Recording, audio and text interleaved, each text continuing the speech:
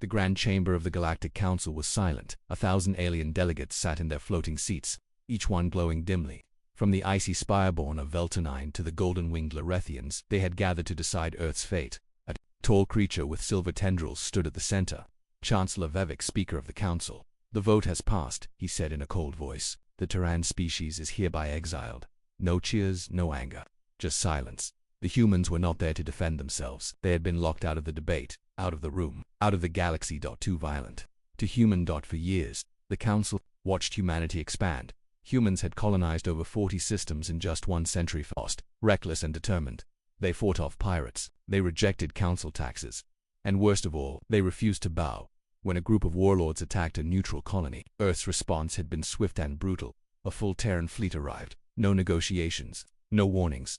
They wiped the attackers from the sky in under 2 hours. The Council called it excessive. The humans called it justice. The verdict: total exile. The ruling was final. Earth would be exiled under Protocol 77B. No trade, no wormhole access, no diplomatic contact. All embassies were closed. All humans off-world were deported or abandoned. Terran AI access was permanently blocked.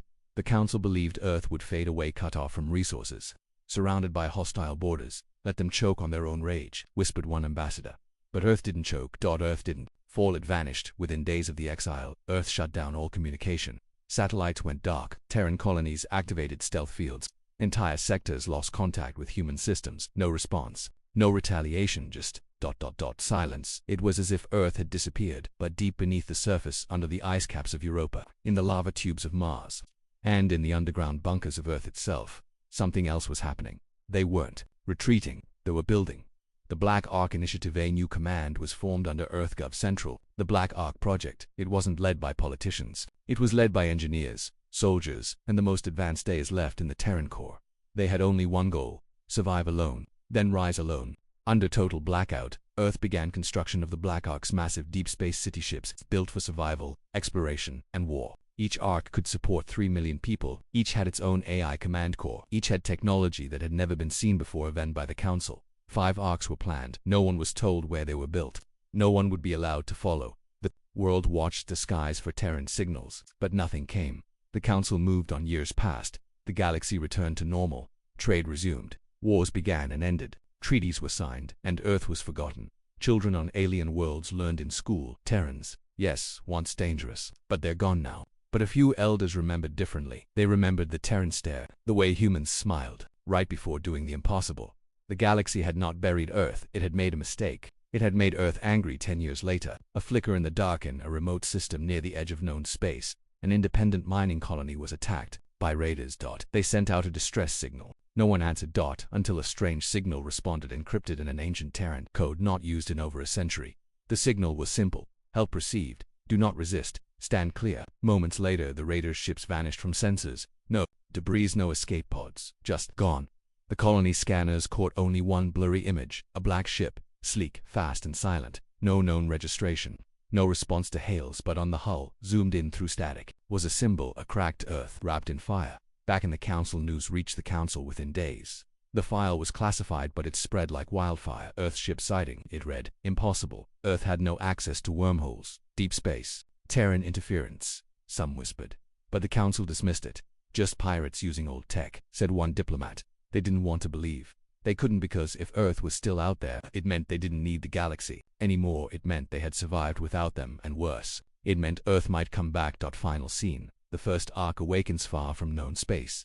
Beyond any charted maps, a planet-sized object floated in the black dot inside.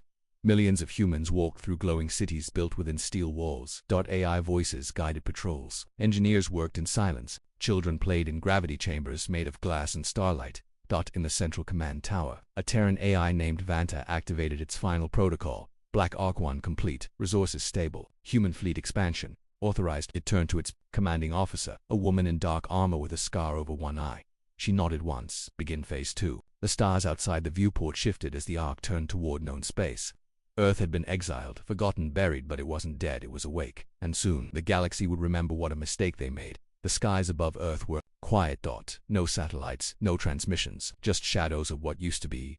After exile, Earth didn't cry out, didn't plead, didn't threaten. Instead, it vanished. But under that silence, A storm was building. Project Black Ark begins in the old ruins of Antarctica. Beneath ancient ice sheets, Earth's last global council met in secret.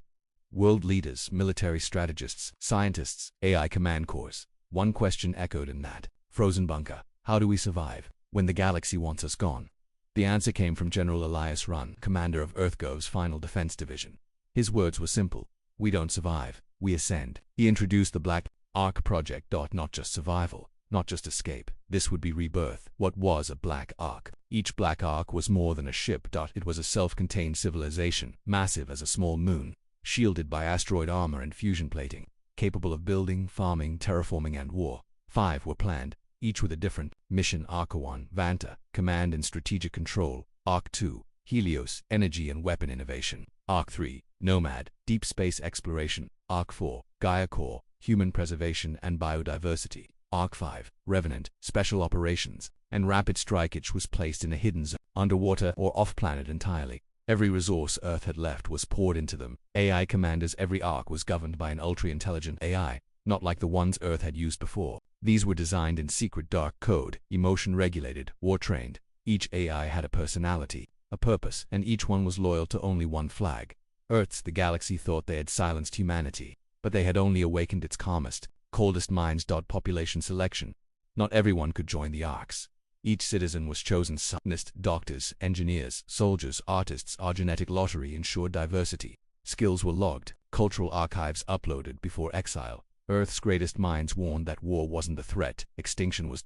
And now, Earth's plan to outrun that future. Launch day, the disappearance. 10 years after the Council's exile vote, the Black Arks launched. Not with fireworks, not with news cameras. Each Ark departed silently, using graviton phase drives that left no trace. They vanished into deep space one by one. Not even Earth knew where they all went. The launch's Earth was empty. Its cities dark, its oceans still. Only a few automation cores remained, building satellites to scan for danger. The planet became a ghost. Alien traders, who came close to Sol System, turned back in fear. They said the stars around Earth felt wrong, cold and watching, and, in a way, they were right. Arks were gone. But they hadn't left Earth behind. Ark -1, Vanta's first contact in a distant part of the galaxy. Ark 1 came across a drifting alien freighter under attack by pirates. The freighter had no weapons, no shields, just families and fuel. Most species would have ignored it. Not Vanta. A Terran black ship dropped from stealth. It didn't announce itself, didn't threaten, it just removed the threat in less than 30 seconds. The pirates didn't even have time to fire.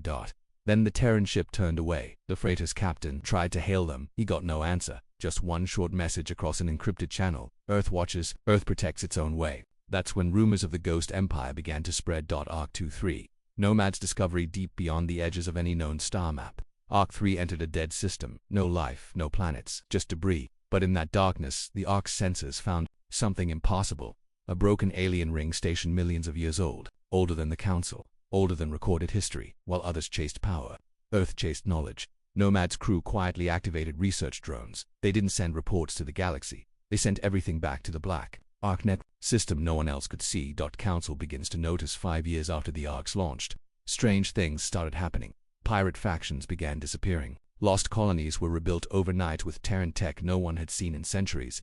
A few Council agents who tracked deep space anomalies vanished entirely. The Council grew nervous. They increased patrols. They passed laws against Terran rumor-mongering, but it was too late. Humanity wasn't hiding anymore. It was moving. The Revenant appears. Ark 5. Revenant was the only Ark built for one purpose: strike without trace. End threats before they begin. Never be seen. When a warlord named Zelta tried to unite a criminal fleet to challenge the Council, his flagship exploded without warning.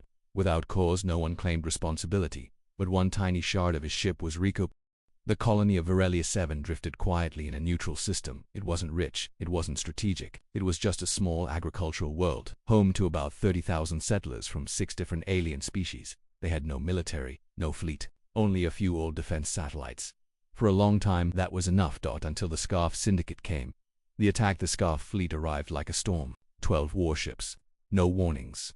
Within minutes, Virelia's satellites were gone. Power grids failed. Comms were jammed. Panic swept across the surface. Governor Linver tried to contact the Council, but no answer came. Not from nearby systems, not from trade partners, not from anyone. They were alone. The Scarf warships moved into low orbit and began to fire. The cry for helping one last desperate attempt. Governor Linva activated a forgotten relay buried deep under the colony's central structure.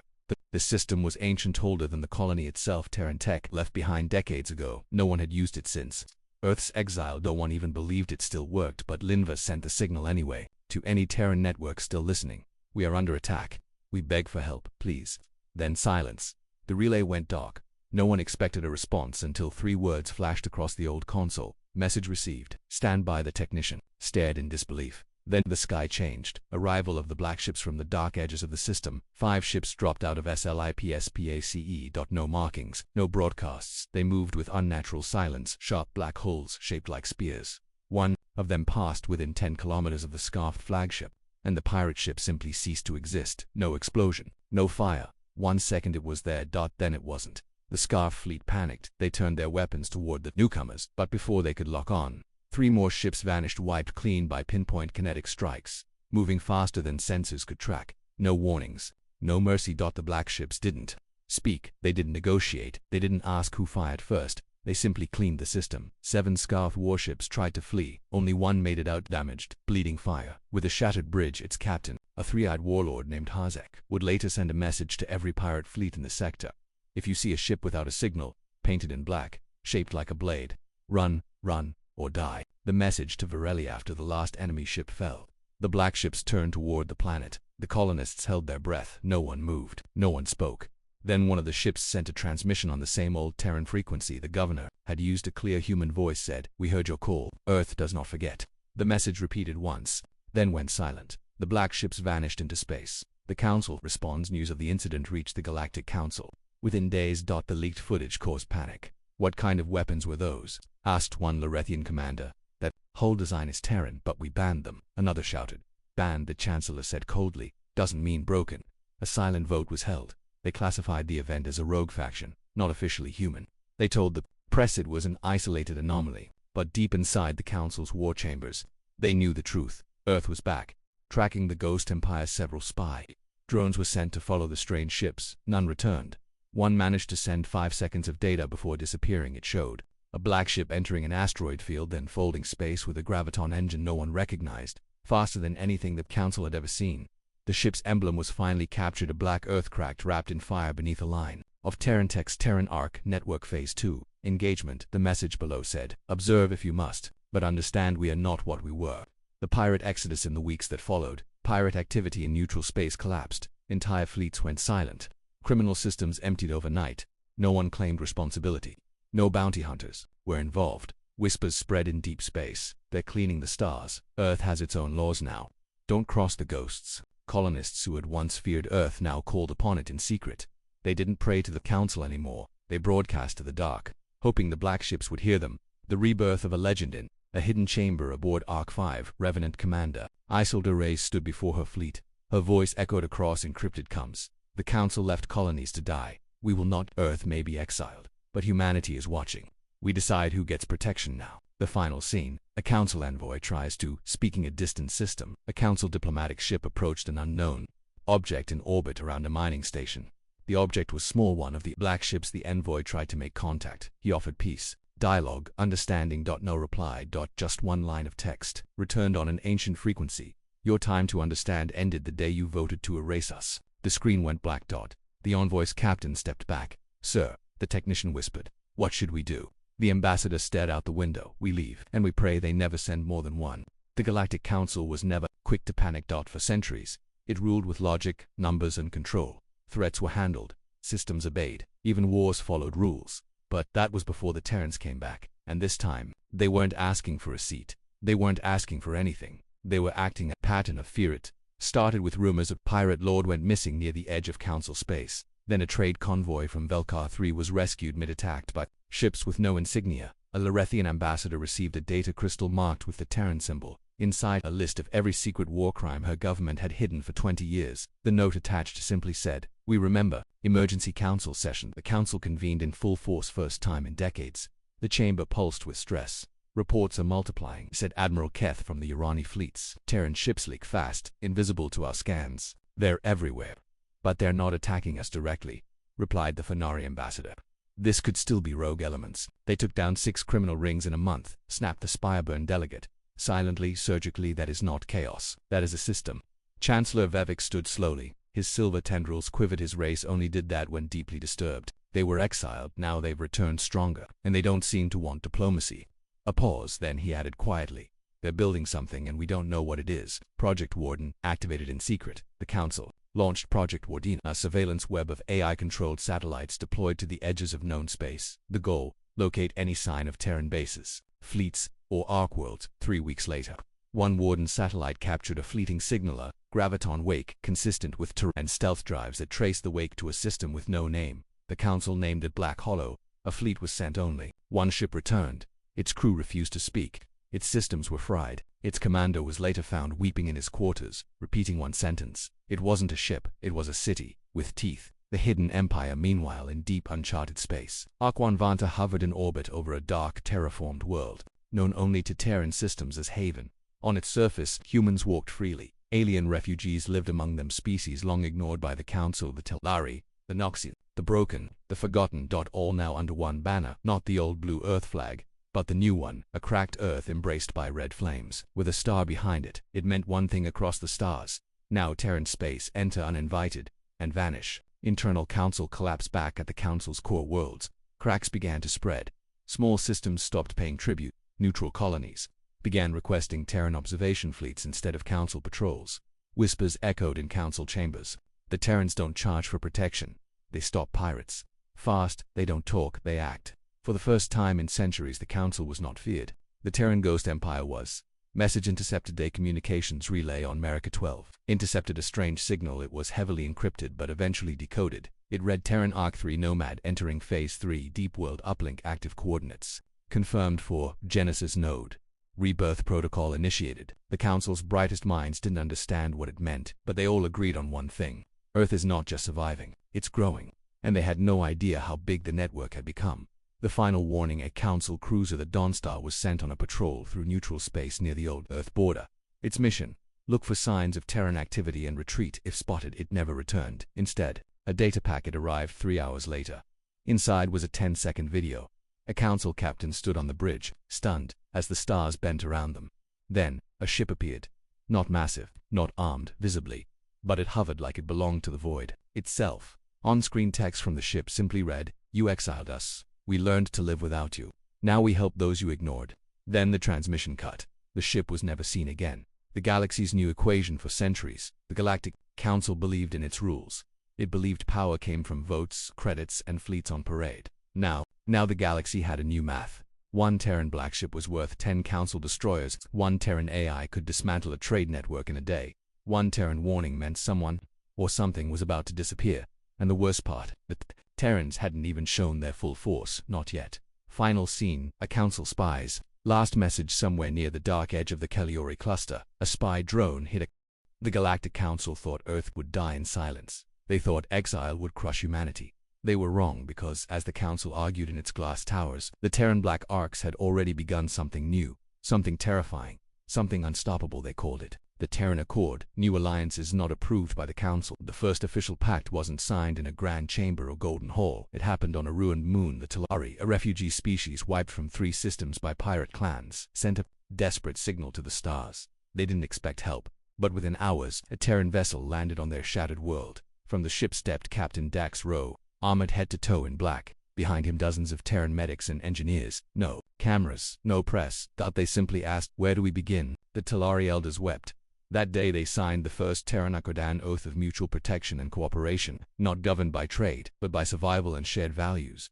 The Council's reaction: news of the Terran-Telari alliance spread like wildfire. At first, the Council called it a false report, then unauthorized aid, then silence, because within weeks 3 more species joined the Accord. The Karnathi, exiled by the Council centuries ago. The Drashan nomads, who had never trusted any government. And the Waltheria race of diplomats abandoned after their planet collapsed.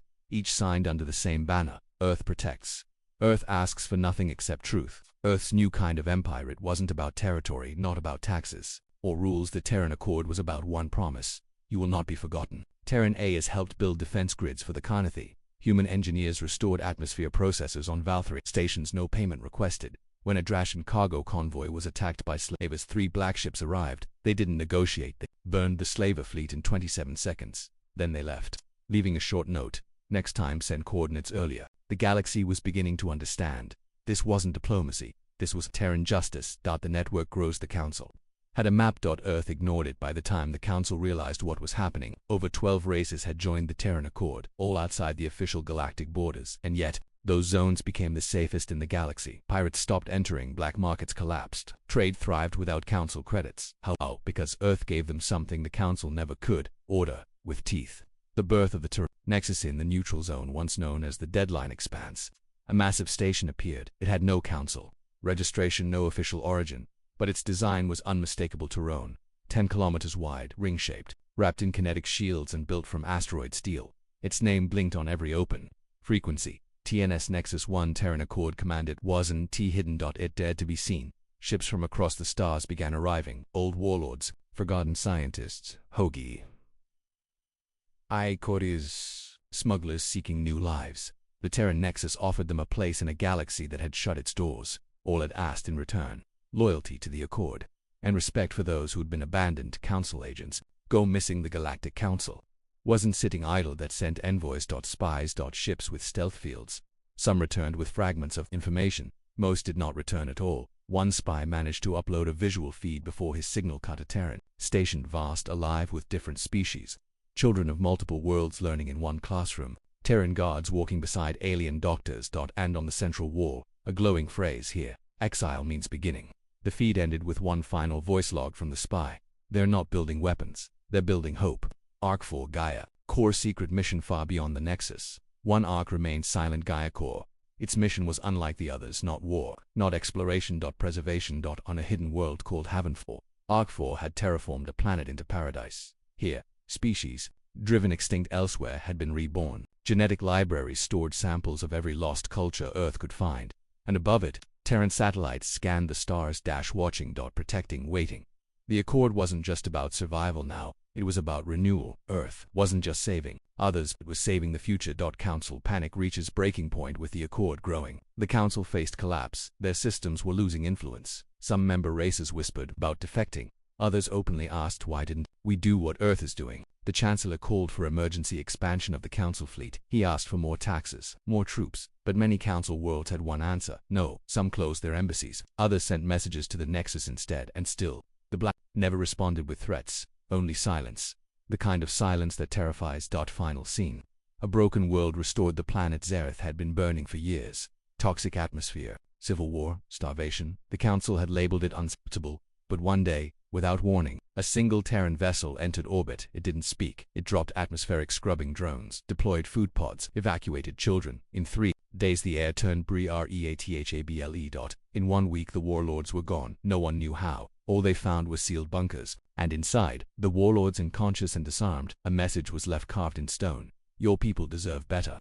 Earth does not ask, Earth acts. The Galactic Council had hoped Earth would stay quiet, even as the Terran Accord grew, even as pirate clans vanished, even as entire systems shifted their loyalty. The Council told itself one thing: Earth won't speak, and if they do, we will control the message. They were wrong, because Earth was not just back, it was watching, and now, it was ready to speak. The gathering at High Spire, the Council's capital. High Spire was a floating city above a gas giant. On that day, the Central Forum was packed. Delegates from every major species had gathered to discuss the Terran situation. Some wanted war. Some demanded sanctions. Others whispered, too late.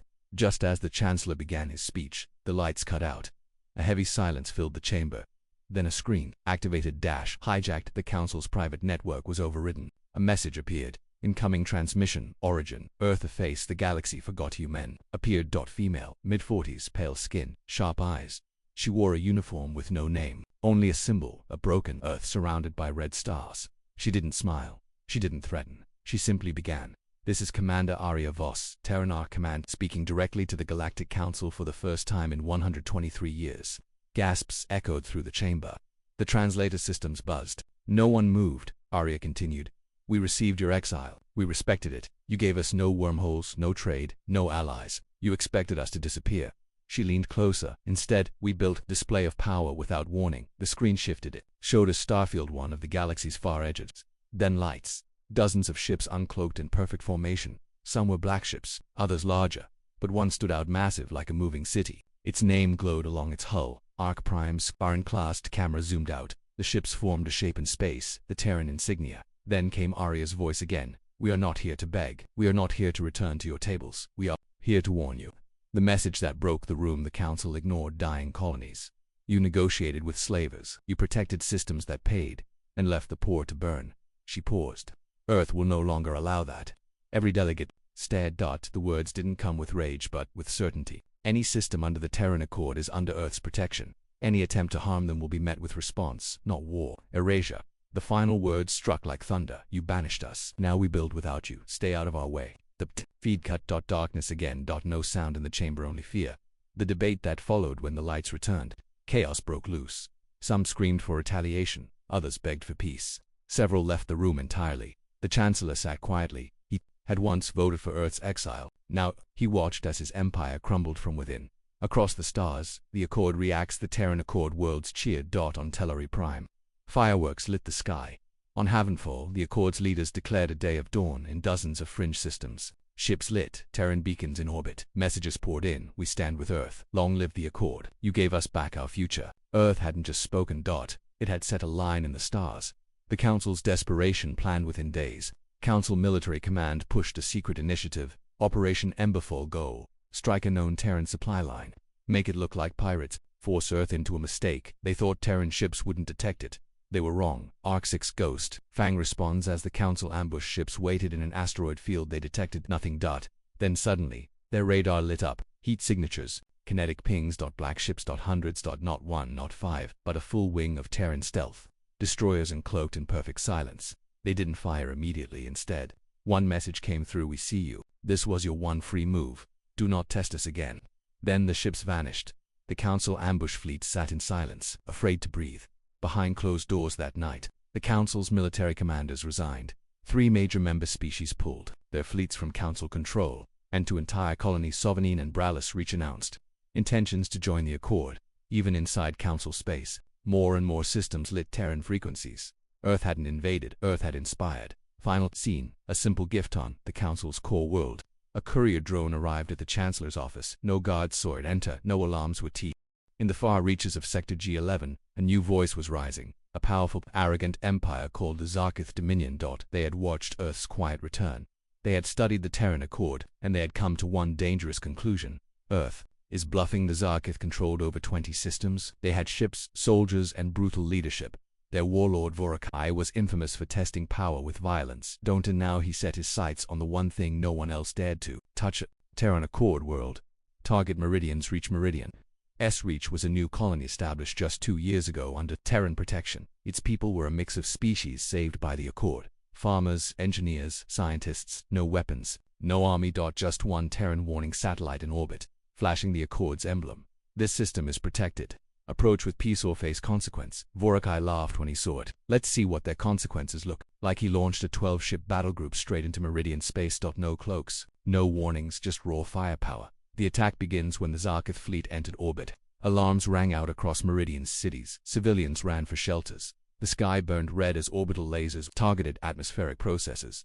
3 stations were destroyed in minutes. A signal was sent out. Terran Command, this is Meridian's Reach. We are under attack. Please respond. The line went silent.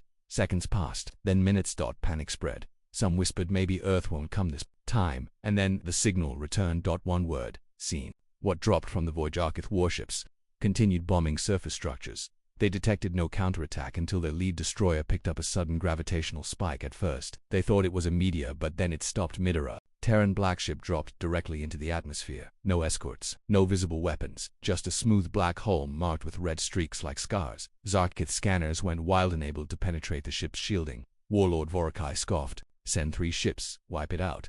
The destroyers turned their cannons toward the Terran vessel. Before they could fire, the Terran ship moved. No engines flared. No sound. It simply appeared above one of the Zarkith ships and cut it in half, with a beam of red-white energy no one had seen before. The ship didn't explode, it crumbled, as if the metal had forgotten it was solid. The sky shifts. More black ships arrived. 1, then 2 more, then 5, then a massive one, the size of a city block, hovered into low orbit from its underside. Thousands of drones poured out, but these weren't for war. They repaired power lines, shielded civilians, restored comms, while the black ships fought in space. Earth's machines protected life below. One colonist whispered. They didn't come for revenge. They came to end the threat and save us. The last stand of Vorak refused to flee. He ordered all ships to fire. But Earth's fleet was faster, cleaner, smarter, and under 7 minutes.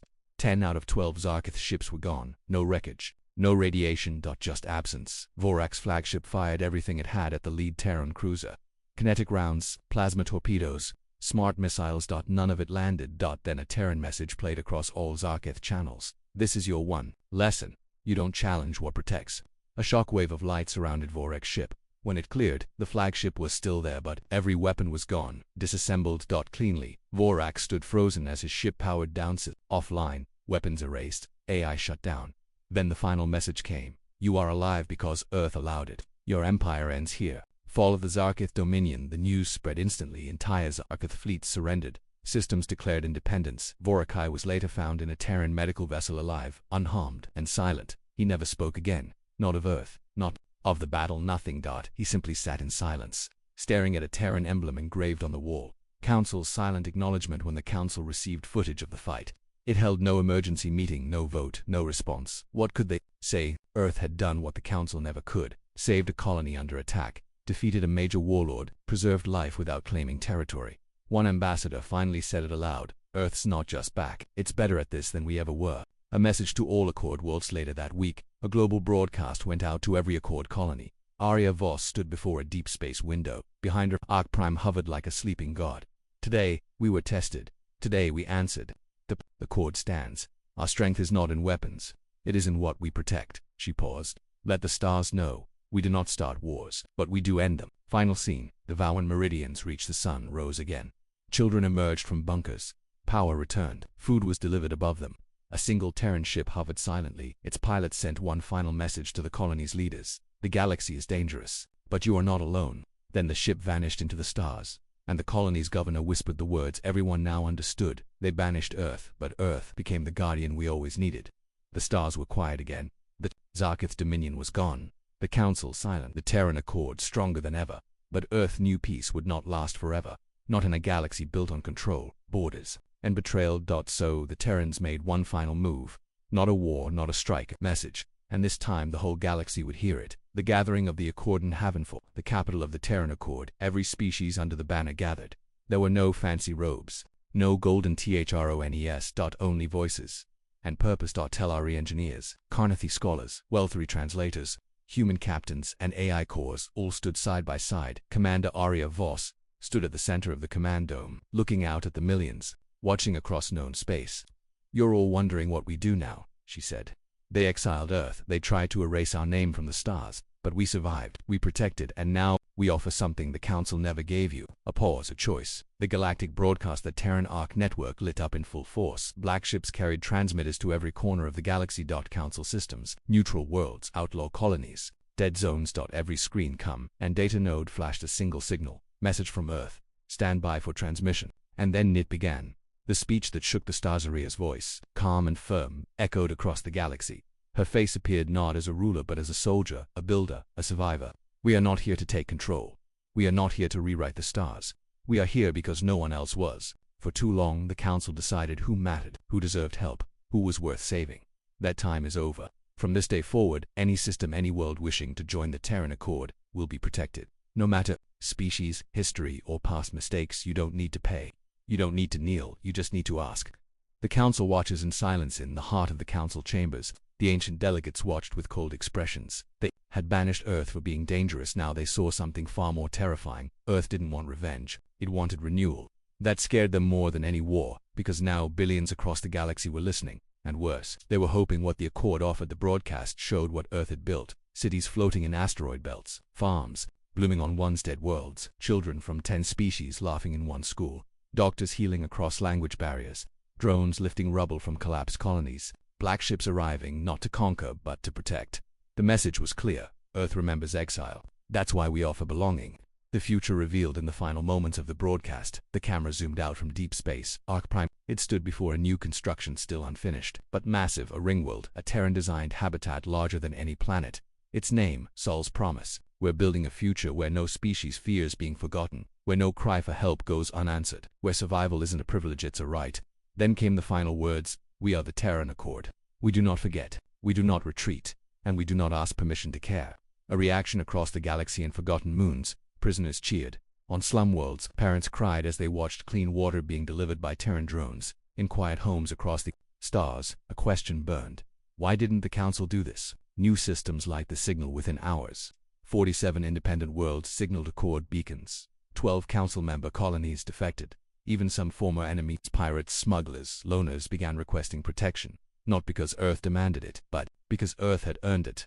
A quiet message from Earth later that day. In the Terran Command Center, a small signal was sent back to Earth's original coordinates. Back to that blue marble the galaxy once abandoned. It was a simple message. Archived for future generations. They cast us out. So we built something greater. We lost a place in the galaxy. So we made a place for all who had none.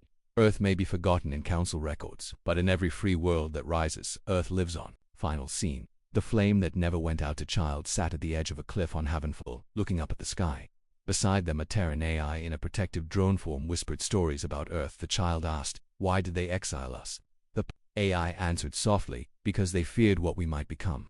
The child looked up at the stars. Black ships moved quietly above. New worlds shimmered in the distance, and a single beacon blinked in the sky. Terran Accord active status. Growing, the child smiled.